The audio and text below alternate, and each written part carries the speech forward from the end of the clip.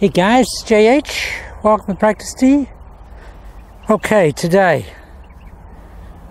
Alright, now what we're going to do from now on, because as we're working the protocol going forward to a finite value within reason, there'll always be individuality associated with it. But what we'll be doing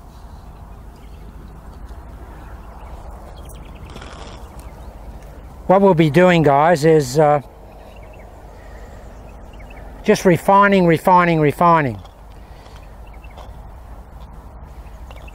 Because in the initial stages of learning the protocol, there's an awful lot of stuff, and the real intrinsic, values of the protocols are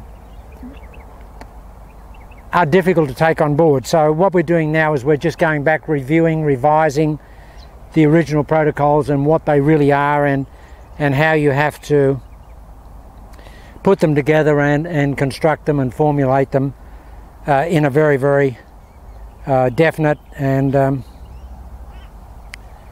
committed manner. Okay, now today I'm going to show you, we haven't spoken anything at all about the power value of this golf swing. Now this swing is different to developing power to other golf swings. Other golf swings will usually develop the power from up here, and they'll have a lot of travel in the golf swing. You can still, if your physicality dictates that you can swing the golf club up here, that's great. I don't swing it up there, but I still get my normal power out of the golf swing today that I used to get out of it 40 years ago when I had a longer golf swing. And it's because the efficiency is higher. Now guys, in channel lock, one of the basic requirements is just this, and that is when you establish your address position and you've closed your shoulders and you've got your stance, all you really have to do from there, guys, is stay there. You basically just need to stay there at impact and fire your arms past that in position body. That's all you have to do. Whatever is there at address in the structure of the body, the closure of the shoulders, the positioning of the mass and the weight on that trail foot here, all you have to do, guys, is keep it there when you hit the ball. That's all we want to do. That. We just want to swing these arms and these hands past that body that's set in that address position. That's all we want to do. We just want to swing the arms past that body that's set in that address position. Now, in order to develop power in this golf swing, it's a process that is really quite different to a conventional golf swing. And that is that we resist as much as we possibly can against the head of the golf club on the downswing. When we say we resist against it, we don't want it as a feeling to start coming towards the ball. We want to have it back there as long as we possibly can. Now, I'm not saying that you want to be creating lag like that, holding the club back. That's not it at all, guys. It's basically this. If we've got the club back here, and wherever it is back here, I want to keep it back there as I start down with the arms. I want to keep, as I'm getting down here, I want to keep pushing back on the head of that golf club. Now the body will initiate some momentum and mass movement towards the golf ball. It'll just do that naturally because you've wound up the elastic band, so to speak.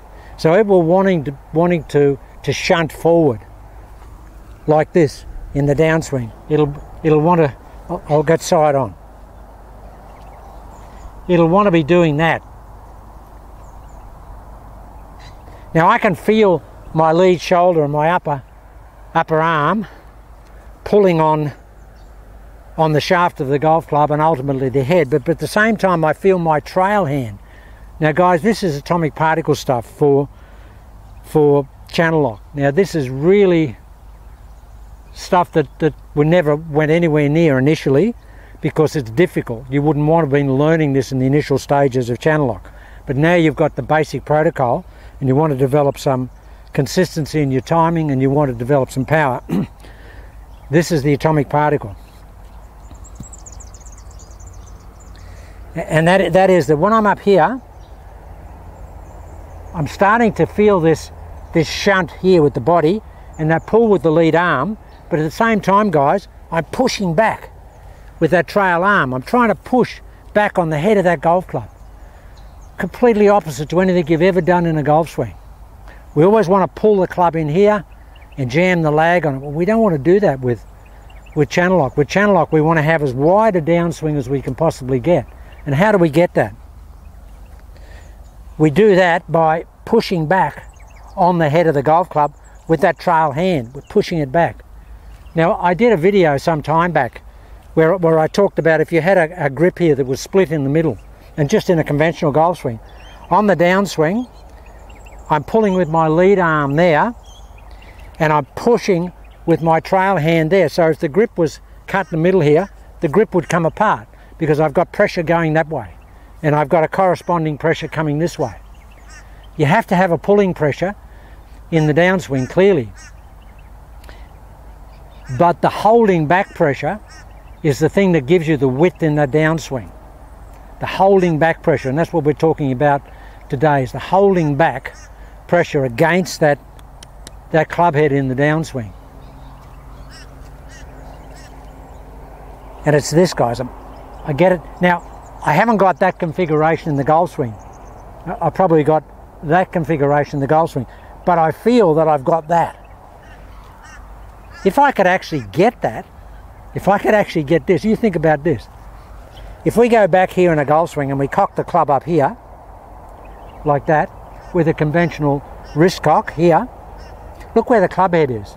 But if I didn't cock that club up there, and I had it out here, look how much bigger the arc is out there.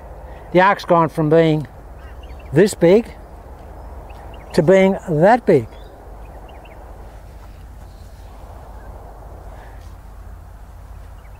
Now, you won't get that look about you, but what you need to do is get that feel about you.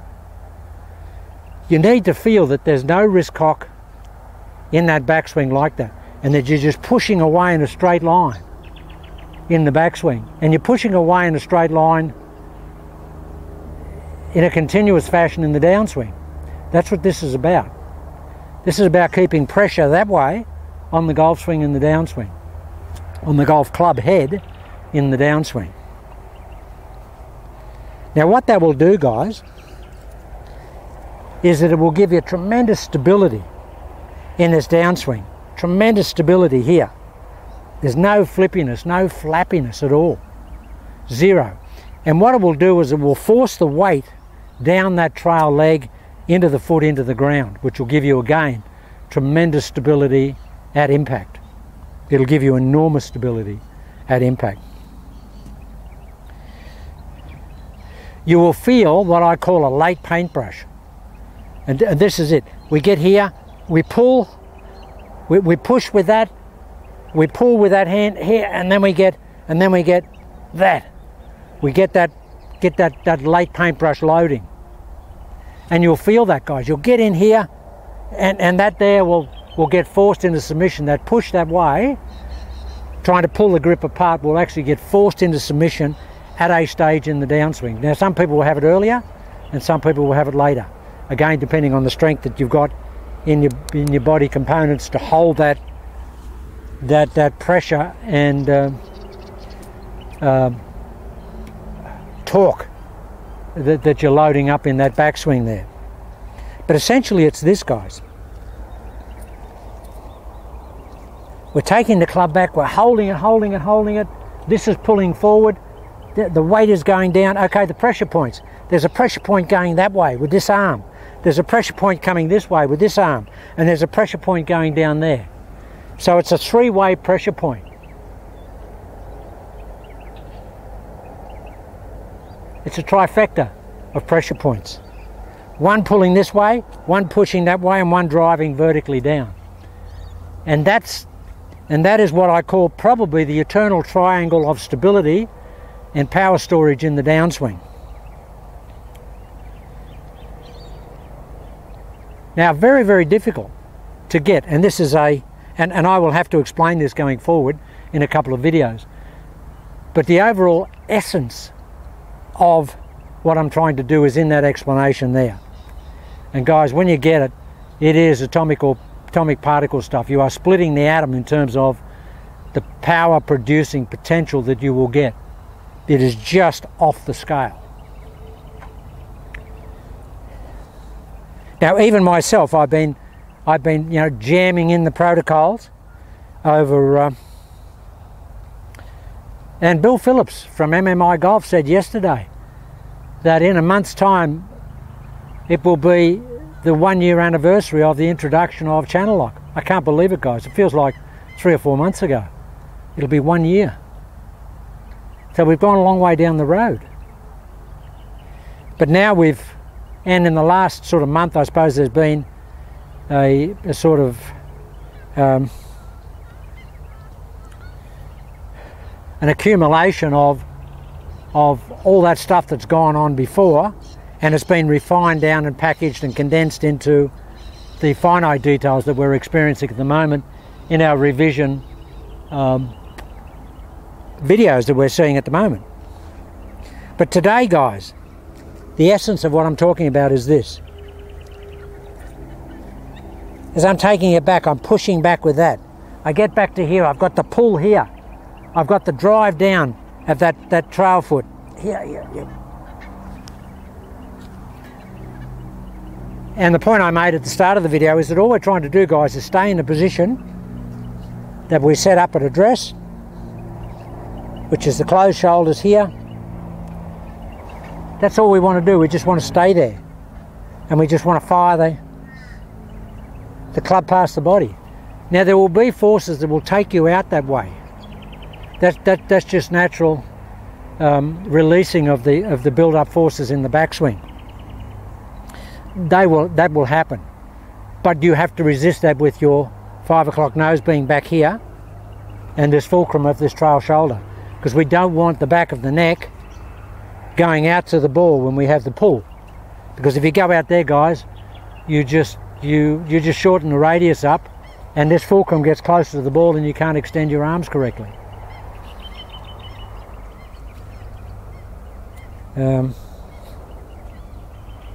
Try to explain that from a visual point of view. If we're back here and that trail shoulder is the fulcrum there, and we keep it there, we fire that out, we've got the perfect radius here, and we've got the arms extended, and that's nice. But if in the course of coming down we move the back of the neck forward, we get in here, we can't straighten that trail arm because we've mucked the radius up. We've just completely destroyed it because we moved the fixed radius pivot point, or fulcrum of the radius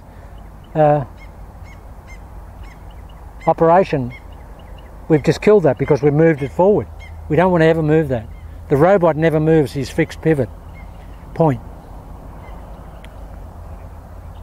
So guys, the explanation today is that, and it's very complex, but once we're here, we're going to take the club back, we're pushing back with both hands. Then I'm holding back, then I start to drive down that trail side there. I'm pushing back with that trail hand, pulling with the lead hand, pushing back, and away we go. What do I feel through the ball? I feel like I'm still like that through the ball. I'm not. I've got plenty of release on it because the ball is just ripping off the face of the club. But that's what I feel. Okay guys, I'll just keep these videos, to a reasonable length. So I'll stop this and I'll come back. Just have a look at the sun here and see if it's okay. And we'll actually hit some shots and I'll show you what the pressure point is.